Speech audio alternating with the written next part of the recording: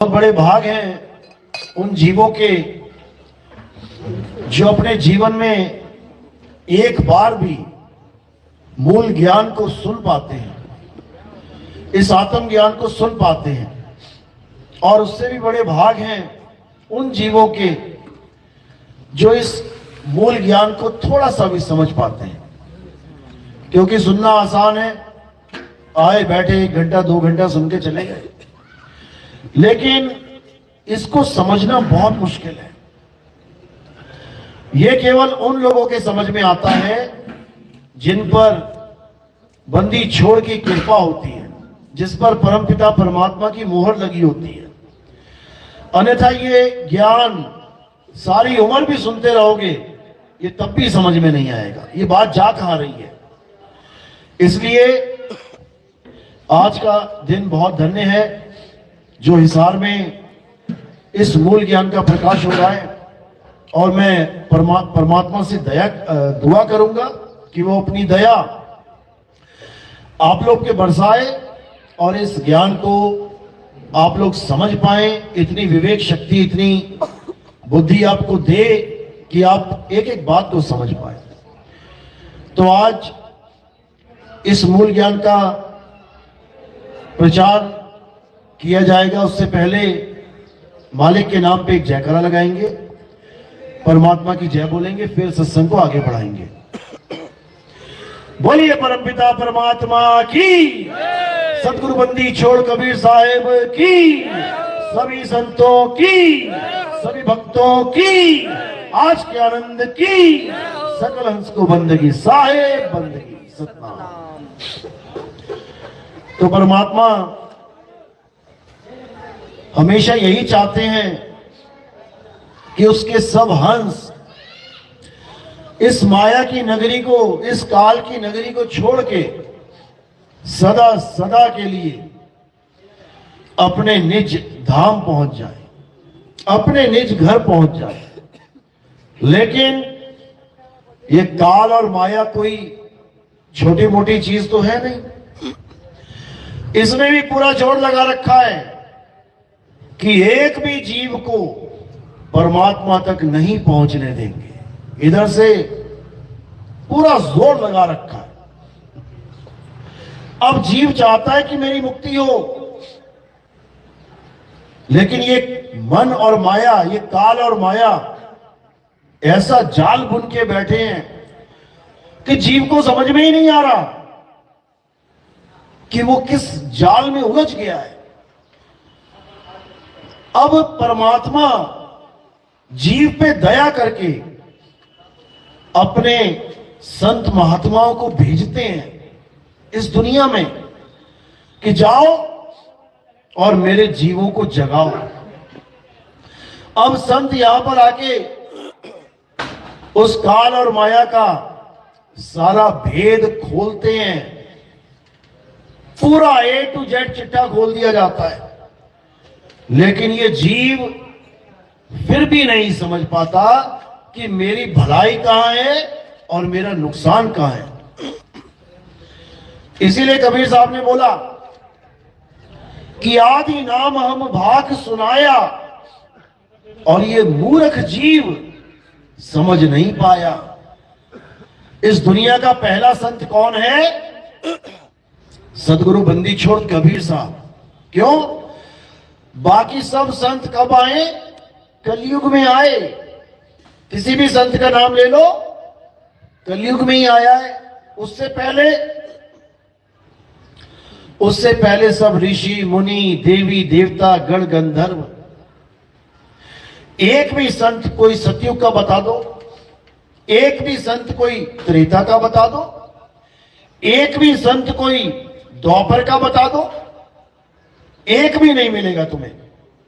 लेकिन कबीर साहब सतयुग में सतसुकृत नाम से, त्रेता में मुनिंद्र नाम से, द्वापर में करुणामय नाम से, और कलयुग में कबीर नाम से वो हम मालिक के जीवों को चेताने के लिए आते रहते हैं। वो आते रहते हैं। मूल ज्ञान का भेद समझाते रहते हैं, लेकिन ये जीव, ये बेचारा उनकी बात को समझ ही नहीं पाता। ये कहां फंस जाता है? ये इस मन के जाल में फंस जाता है। क्या है मन का जाल? बहुत बहुत महीन है मन का जाल। बड़ा जाल तो तुम्हें दिखाई दे जाएगा, लेकिन महीन जाल ये बहुत मुश्किल है देखना। करे मोटी माया सब तजे और झीनी तजी ना जाए। ये मोटी माया को छोड़ना आसान है। मां बाप छोड़ दिए, घर बार छोड़ दिया, बीवी बच्चे छोड़ दिए, मोटी माया है। लेकिन झीनी माया नहीं छूट पा रही है। झीनी माया क्या है? ये नाम जाप, जो तुम नाम जप रहे हो। हिंदू जप रहा है राम राम राम राम राम राम, मुसलमान जप रहा है अल्लाहू अल्लाहू, सिख भाई जप रहे हैं वाहेगुरु वाहेगुरु वाहेगुरु, ईसाई जप रहे हैं हालेलुया हालेलुया। ये झीनी माया है। ये मंत्र तंत्र जंत्र ये झीनी माया है। ये जाप अजपा अनहद झीनी माया है। ये गुरुओं के द्वारा दिए जाने वाले नाम मंत्र शब्द ये झीनी माया है। इसको तुम नहीं तज सकते। क्यों? क्योंकि तुम्हारा बुद्धि विवेक इतना है ही नहीं कि तुम इसकी परख कर पाओ। तुम परख ही नहीं कर सकते कि मेरे गुरु ने मुझे जो नाम दीक्षा दी है वो असली नाम है या नकली नाम है। अभी तुम्हें सोने का कोई टुकड़ा मिल जाए, 1 मिनट में चले जाओगे सुनार के पास, देखना भैया असली है कि नकली। तुम्हें हीरा पड़ा मिल जाए कहीं पे, जा सकती है, इसकी भी जांच की जा सकती है। पनीर मिल रहा है, खोआ मिल रहा है, वो भी तुम परख सकते हो असली है कि नकली। लेकिन गुरु के द्वारा दिया गया नाम ये कैसे परखोगे कि असली है कि नकली? जिसको जैसा गुरु मिला उसने वैसा नाम ले लिया। कोई गुरु मिला 5 नाम देने वाला, हां जी स्वीकार है। कोई मिल गया 3 नाम देने वाला, हां जी स्वीकार है। कोई मिल गया कहता है एक ही नाम जपो, हां जी स्वीकार है। जो गुरु ने दे दिया वो तुम्हें स्वीकार है। तुम ये नहीं कह सकते कि गुरुजी ये कैसा नाम है। जो गुरु ने दिया लेना पड़ेगा। लेकिन साहिब समझा रहे हैं कि गुरु के दिए हुए नाम की परख करना सीखो। गुरु तो मेरे सभी बड़े हैं, चाहे 1 नाम दे, चाहे 2 नाम दे, चाहे 5 नाम दे, चाहे 10 नाम दे, चाहे लाख नाम दे। लेकिन जो सिर का मोर है, जिससे तुम्हारा कल्याण होगा, वो गुरु कोई और है। क्या बोला साहिब ने? गुरु मेरे सभी बड़े, अपनी अपनी ठौर। एक ही लाइन में ठौर भी बता दी कि सब गुरुओं को एक समान मत समझ लेना कि सारे गुरु ही मुक्तिदाता हैं। आज के समय में क्या हो रहा है? बहन तूने गुरु बनाया, हां मैंने भी बना लिया, अब हमारी दोनों की मुक्ति हो जाएगी। ऐसा कभी नहीं हो सकता, कभी भी नहीं। तुमने गुरु बनाया, हमने गुरु बनाया, अच्छी बात है, लेकिन दोनों में से किसी ने सतगुरु नहीं बनाया। जब तक सतगुरु नहीं बनाया तब तक किसी की मुक्ति नहीं हो सकती। नाम उसने भी लिया, नाम उसने भी लिया, दोनों ने नाम ले लिया, लेकिन जब तक सतनाम नहीं मिल गया तब तक किसी की मुक्ति नहीं हो सकती। अब सतनाम है क्या और असत्य नाम क्या है? यानी असली नाम और नकली नाम, इन दोनों में भेद क्या है, कैसे पता लगेगा? तो अगली लाइन में समझा रहे हैं, गुरु मेरे सभी बड़े, अपनी अपनी ठौर, शब्द विवेकी पारखी, सो माथे का मोर। अब उसका गुण बताया जा रहा है, जो तुम्हें यह बताएगा कि असली नाम क्या होता है और नकली नाम क्या होता है, उसका क्या नाम रखा है कबीर साहब ने? शब्द विवेकी पारखी। जब शब्द पे विवेक के द्वारा परख करने वाला गुरु तुम्हें मिल जाएगा, तब समझ जाना अब तुम्हें सतगुरु मिल गया है। अब तुम्हारे जितने भी झूठे नाम, जितने भी नकली नाम तुम्हें मिल चुके हैं अन्य अन्य गुरुओं के द्वारा, वो सारे नाम छुड़वा दिए जाएंगे और एक सत्य नाम लखा दिया जाएगा। गुरु का काम ही यही है। जौहरी का क्या काम है? तुम 10 हीरे लेके जाओ, उसमें से 5 नकली 5 असली, तो जौहरी क्या करेगा? 5 छुड़वा देगा। इनको छोड़ दे, नकली माल है ये, और 5 पकड़ा देगा, ये पकड़, ये है असली। अब क्या छुड़वाए और क्या पकड़ाए, इसको समझना है। तो वाणी क्या कहती है? सोई गुरु पूरा कहावे, जो 2 अक्षर का भेद बतावे, एक छुड़ावे एक लखावे, तब प्राणी निज घर को जावे। निज घर को जावे यानी असली घर को पहुंच जाओगे। कब? जब तुम्हारे जीवन में शब्द विवेकी पारखी आ जाएगा। समझ लो, शब्द विवेकी पारखी क्या करेगा? जितने भी नाम तुम्हें तुम्हारे गुरुओं ने दिए हैं, चाहे वो 1 नाम, चाहे वो 2 नाम, चाहे वो 3, 5 लाख, 2 लाख, करोड़ नाम जितने भी हैं, वो सब छुड़वा देगा। साहिब समझा रहे हैं, कह रहे कोटि नाम संसार में, इनसे मुक्ति ना होए, और गुप्त नाम सतपुरुष का पूछे बिरला कोई। कहते करोड़ों नाम है इस दुनिया में, परमात्मा कितने हैं? परमात्मा एक है, लेकिन उसके नाम लाखों करोड़ों नाम बना रखे हैं। अब ये नाम बनाए किसने? ये नाम बनाए किसने? दशरथ जी ने अपने पुत्र का एक नाम रखा था राम। अभी इंटरनेट पे सर्च करो भगवान राम के 108 नाम, देखो तुम्हें मिल जाएंगे। अंजनी केसरी ने अपने पुत्र का एक नाम रखा था हनुमान। अभी नेट पे सर्च करो हनुमान जी के 108 नाम, देखो मिल जाएंगे।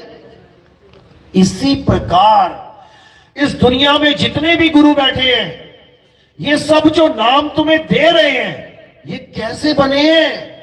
किसने बनाए हैं? कौन है इन नामों को बनाने वाला? जिस दिन तुम्हें यह बात समझ में आ जाएगी, उस दिन सारे नाम छूट जाएंगे। एक छुड़ाए एक लखाए, और जो सत्य नाम है उसका लखाव हो जाएगा। और वो सतनाम कोई गुरु तुम्हें दे नहीं सकता। वो सतनाम तुम्हारे पास पहले से है, लेकिन तुम्हें उसका ज्ञान नहीं है। इसीलिए साहिब ने बोला, सब घट मेरा साइया, सुनी सेज न कोई, और बलिहारी वा घट की, जिस घट परगट होए। वो नाम कोई गुरु दे या ले नहीं सकता, वो नाम प्रकट होता है। वो प्रकट होता है, वो तुम्हारे पास है, लेकिन अभी अंधकार है, नहीं प्रकट है। जैसे अंधकार खत्म, प्रकट हो जाएगा सामने। जैसे सूरज प्रकट है दोपहर में, लेकिन बादल इतने घने हैं कि तुम्हें सूरज दिखाई नहीं दे रहा है, प्रकट, लेकिन तुम्हें दिख नहीं रहा। अब क्या होगा? अब बादल जैसी छटेंगे तो जो पहले से ही प्रकट है वो तुम्हारी नजर में आ जाएगा। कबीर साहब कह रहे हैं प्रकट पर दिखत नाही, सतगुरु सैन सहारा हो, आवे न जावे, जन्मे नहीं मरे, सो निज पीव हमारा हो। कहते हैं हम उस पीव की बात कर रहे हैं, हम उस गुरु की बात करते हैं जो आता जाता नहीं है, ये आने जाने वाला काम नहीं है उसका। इस संसार में जितने गुरु हैं ये आते हैं जाते हैं। कोई तुम्हें पूछेगा कौन है तुम्हारा गुरु, मेरे गुरु ये है, फोटो दिखा दोगे, उसके बाद कहां ये तो चले गए हैं। चले गए तो तुम्हें कौन बचाएगा? गुरु चले गए तो तुम्हें कौन बचाएगा? नहीं, उन्होंने अगली गद्दी पे बैठा दिया किसी को, अरे वो भी चला जाएगा, वो भी चला जाएगा एक दिन, फिर क्या करोगे? उसको जानो जो आता जाता नहीं है, जिसको अचल बोला गया है, अचल, जो सदा स्थिर है। गरीबदास जी कहते हैं सतगुरु के लक्षण कहूं अचल विहंगम चाल, हम अमरापुर ले गए और ज्ञान सबद सिरघाल। कहते हैं मुझे ऐसा गुरु मिल गया जिसने मेरा पीछा उन गुरुओं से छुड़ा दिया जो आते और जाते हैं। अब मुझे अचल गुरु मिल गया है, अचल, वो आता जाता नहीं है, वो जन्मता मरता नहीं है। अब मेरा कल्याण निश्चित है। यही कबीर साहब समझा रहे हैं कि वो अचल गुरु कैसे मिलेगा, वो शब्द गुरु कैसे मिलेगा, जब तुम्हें विहंगम चाल वाला गुरु मिल जाएगा। विहंगम चाल का मतलब समझ लो पहले तो अच्छी तरह समझ आएगा। विहंगम चाल का मतलब होता है पक्षी की तरह सीधे डायरेक्ट उड़ जाना और अपने धाम पहुंच जाना, इसको विहंगम चाल का। विहंग का मतलब होता है पक्षी। यानी अब मुझे ऐसा गुरु मिला है जो मुझे सीधे उस शब्द गुरु तक पहुंचा दे, बीच में कोई रुकावट ना हो। रुकावट क्या है? परमात्मा तक पहुंचने में, इसको समझ लो। सबसे बड़ी रुकावटें क्या है? ये हमारी काया के अंदर जो चक्र है, मूल चक्र, स्वाद चक्र, नाभि चक्र, हृदय चक्र, कंठ चक्र, आज्ञा चक्र, ये सब रुकावटें हैं। जब सदगुरु मिलेगा तो इन चक्रों में तुम्हें जाना ही नहीं पड़ेगा, बाईपास। जैसे तुम्हें किसी शहर में जाना ही नहीं है तो सरकार ने क्या बना दिया है? बाईपास। तुम शहर में जाओगे ही नहीं। इसी प्रकार कबीर साहब कह रहे हैं कि जब तुम्हें विहंगम चाल मिल जाएगी तो तुम इस शहर को बाईपास कर दोगे। कौन सा शहर है वो पता है? वो कौन सी नगरी है जिसको बाईपास करना है? ये काया रूपी नगरी है, ये काया रूपी काल नगरी है। अगर किसी गुरु ने तुम्हें इस काया के अंदर घुसा दिया तो बेटा जन्म बर्बाद हो जाएगा। इस काल नगरी में बड़े बड़े ऋषि मुनि घुसे, बड़े बड़े देवी देवता घुसे, बड़े बड़े सिद्ध औलिया घुसे, लेकिन कोई निकल नहीं पाया। क्यों? क्योंकि ये काल और माया की नगरी है, ये काया। इस काया में अगर तुम्हें किसी गुरु ने अंतर्मुख कर दिया तो समझ लो कि तुम्हारा जन्म बर्बाद हो जाएगा, कोई बचाने वाला नहीं है तुम्हें। क्यों? क्योंकि इस काया के अंदर आकाश इतना नूर है, इतने लोक हैं, इतनी माया की वस्तुएं हैं कि तुम इसको लांग नहीं सकते, नहीं लांग सकते। जैसे किसी खरगोश के सामने तुम एकदम 1000 वाट का बल्ब जला दो, वो बेचारा वहीं रुक जाएगा, वो आगे जा ही नहीं सकता, वो वहीं जाम हो जाएगा। इसी प्रकार काल भगवान ने माया को क्या हुक्म दे रखा है कि जब भी ये भक्ति करे जीव, इस काया के अंदर लेके जाना है इसको। अंधकार में आंखें बंद करो, देखो अंधकार है ना? सब आंखें बंद करोगे क्या दिखेगा? अंधकार। अब इस माया को क्या हुक्म दे रखा है काल भगवान ने कि इस अंधकार में देखते देखते देखते देखते इतना प्रकाश पैदा कर दो कि ये जीव इसी काया में संतुष्ट हो जाए कि मैंने तो इतना प्रकाश देख लिया, इतना नूर देख लिया, मुझे परमात्मा मिल गया। फंस गया बेचारा, फंस गया, फंस गया काल के जाल में। ये प्रकाश ही माया जाल है। जो इस प्रकाश में फंस गया वो जन्मों जन्मों तक नहीं निकल सकता। इसीलिए कबीर साहब ने क्या बोला, संतों जो दिखे सो माया, संतों जो दिखे सो माया। चाहे तुम्हें अंधकार दिखाई दे रहा है, माया है। चाहे तुम्हें प्रकाश दिखाई दे रहा है, माया है। चाहे उस प्रकाश में तुम्हें गुरु का रूप दिखाई दे रहा है, माया है। क्योंकि जो भी तुम्हें दिखाई दे रहा है माया है। देखना दिखाना तो कुछ है ही नहीं। तो करना क्या है? क्या करना है? आत्मज्ञान प्राप्त करना है। आत्मज्ञान यानी मुझे खुद का ज्ञान प्राप्त हो जाए। कबीर साहब कह रहे हैं, जल में मीन प्यासी मोहे देखते आवे हासी, आत्म ज्ञान बिना नर भटके, कभी काबा कभी काशी। क्यों? काबा और काशी तो भगवान का घर बताया जाता है। मुसलमानों के लिए काबा भगवान का, अल्लाह का घर है, हिंदुओं के लिए काशी।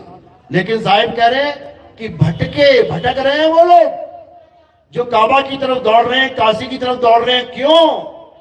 क्योंकि काबा और काशी दिखने में आते हैं। संतो जो दिखे सो माया। जो भी तुम्हें कुछ दिख रहा है तो समझ लो माया दिख रही है। और उसको देख कौन रहा है? वो कौन है जिसको ये माया दिखा रही है?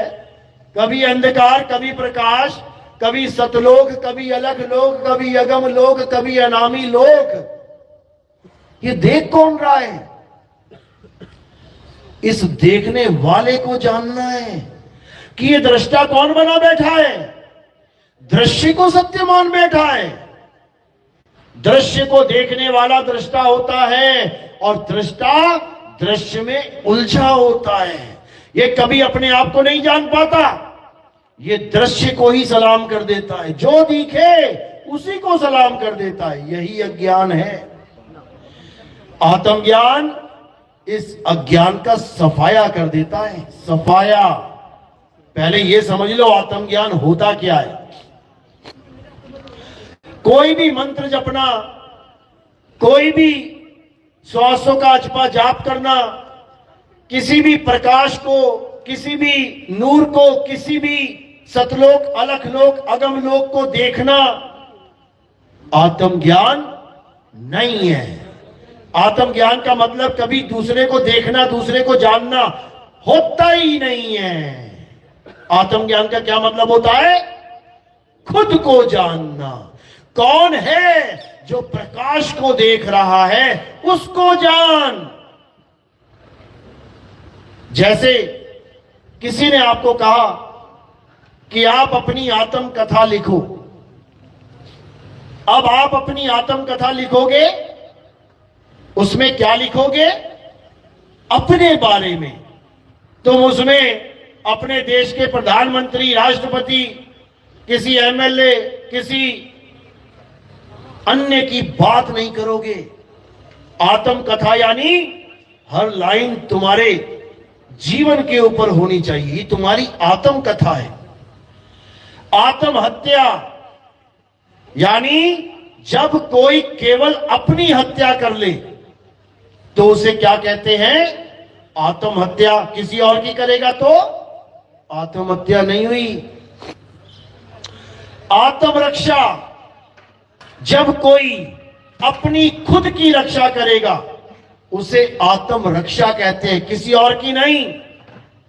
आत्मनिर्भर, जब कोई 100% अपने ऊपर निर्भर हो जाएगा, किसी और पे नहीं, तब उसको आत्मनिर्भर कहेंगे। आत्म कल्याण, जब कोई अपनी आत्मा का कल्याण कर ले, अपना कल्याण कर ले, तब उसे आत्म कल्याण कहते हैं। यानी आत्म शब्द जुड़ते ही दिखाई देने वाली, सुनाई देने वाली ये दुनियादारी से तुम्हें हटके अपने साथ जुड़ना होता है। आत्म शब्द जहां लग गया, इसीलिए आत्मा बोला जाता है। आत्मा, आत्मा यानी आत्म, यानी खुद में आत्म में बन गया आत्मा। यानी दूसरे किसी की महिमा नहीं गानी है, अपनी महिमा गानी है। अंधकार किसी प्रकाश की महिमा नहीं गानी है, अपनी महिमा गानी है। किसी लोक, किसी परलोक की महिमा नहीं गानी है, अपनी महिमा गानी है। तब समझ लेना कि तुम बन गए आत्मज्ञानी। और जब तक तुम आत्मज्ञानी नहीं हुए, तब तक माया तुम्हें ऐसे लपेटे में लेगी कि तुम्हारे जन्मों जन्म बर्बाद कर देगी। याद रखना इस बात को। तो कबीर साहब क्या कह रहे हैं? संतो जो दिखे सो माया। अगर तुम्हें अपने अलावा, खुद के अलावा किसी और वस्तु से जोड़ने वाला गुरु मिल गया, तो समझ लो कि तुम्हें आत्मज्ञानी गुरु नहीं मिला। अब आत्मज्ञानी नहीं मिला तो क्या होगा?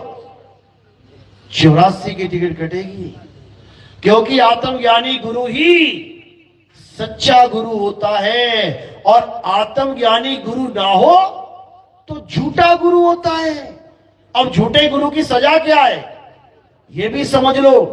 डॉक्टरी करके, कोई एमबीबीएस करके, कोई एमडी डीएम करके कोई क्लिनिक खोलता है तो उसको सब सलाम करते हैं। और कोई नीम हकीम खतराए जान अपना क्लिनिक खोल लेता है, डॉक्टर की नकल करके गले में स्टेथोस्कोप भी लगा लेता है, दवाइयां भी रख लेता है सामने दिखाने के लिए कि मैं डॉक्टर हूं।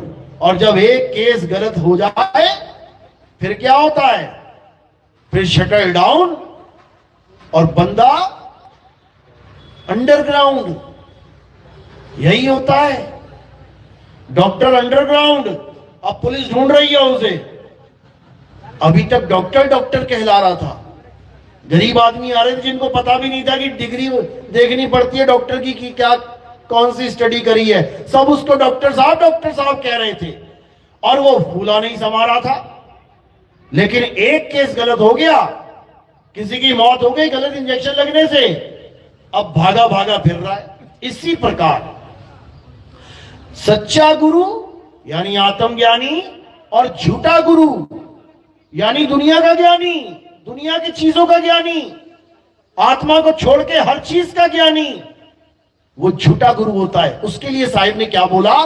अरे झूठा गुरु अजगर बना और 184 जाए, सारी संगत चींटी बनी, तोड़ तोड़ के खाए। साहिब समझा रहे हैं वाणियों में कि कोई गुरु अगर किसी जीव के पतन का कारण बन गया, उसकी वजह से अगर एक जीव भी माया के काल के जाल में फंस गया, तो मेरे भाई उसकी ऐसी 84 की टिकट कटेगी कि लहरा बदाना, वापसी जल्दी उसको इंसान जन्म नहीं दिया जाएगा। ऐसी ऐसी योनियां मिलेंगी और इतनी दर्दनाक मौतें मिलेंगी कि उसकी रूह कांप जाएगी। सारी संगत चींटी बनी, जो संगत जयकारे लगाती थी, महाराज जी की जय हो, महाराज जी की, चींटी बन गए सारे। और उस अजगर को तोड़ तोड़ के, तड़पा तड़पा के मारेंगे। क्यों? था तो वो भी गुरु। क्यों मारेंगे? क्योंकि उस गुरु ने उसका अनमोल इंसानी जन्म बर्बाद कर दिया। कोई और जन्म बर्बाद करता ना, तब चल जाता, कोई बात नहीं। 84 लाख है, कोई बात नहीं, लेकिन इंसान जन्म के साथ खिलवाड़, जो 84 लाख योनियों के बाद केवल एक बार मिलेगा, उसके साथ इतना बड़ा खिलवाड़, ये माफी के काबिल नहीं है मेरे भाई। और परमात्मा के दरबार में तो बिल्कुल नहीं है, बिल्कुल भी नहीं। इसीलिए कबीर साहब ने बहुत अच्छे से समझाया, अरे पानी पियो छान के और गुरु करो जान के। ये उस समय बोला था साहिब ने, जब लोग पानी तालाब से कुएं से लेके आते थे तो पानी में छोटे छोटे छोटे जीव भी आ जाते थे। तो साहिब ने कहा छलनी लगाओ, वहां पे कपड़े से छान के लेके आओ, पानी पियो छान के और गुरु करो जान के। अब क्या वाणी बोल रही है, अब बिल्कुल उलट हो चुका है। क्यों? अब छना छनाया पानी आता आपके घर में, आरओ लगे पड़े हैं, उसमें तुम कोई कपड़ा लगा दोगे तो कहो तुमने पानी खराब कर दिया। अब वो काम नहीं करना है। अब क्या करना है? अब गुरु करो छान के और पानी पियो जान के। किसी ने 10 दिन पुराना टैंक का पानी निकाल के गिलास में रख दिया और आरओ का पानी रख दिया और कहीं से उठा के पानी रख दिया, तुम पहचान नहीं पाओगे ये पानी कौन सा कहां का है। अब यहां तुम्हें जानना पड़ेगा, पूछो उससे भैया कहां का पानी है ये, तब पानी पीना। यानी पानी पियो जान के और गुरु करो छान के। छलनी लगा लो, छलनी लगानी पड़ेगी। छलनी कैसे लगानी है? यानी असार असार तो उड़ जाए और सार सार ग्रहण कर लो। तो साहिब समझा रहे हैं, सतगुरु ऐसा चाहिए जैसा सूप सुहाए और सार सार तो गही रहे, थोथा दे उड़ाए। अब सार सार तो गही रहे बोल तो दिया हमने, और थोथा दे उड़ाए ये भी बोल दिया हमने, लेकिन क्या हमें पता है कि सार कहते किसे हैं और थोथा कहते किसे हैं?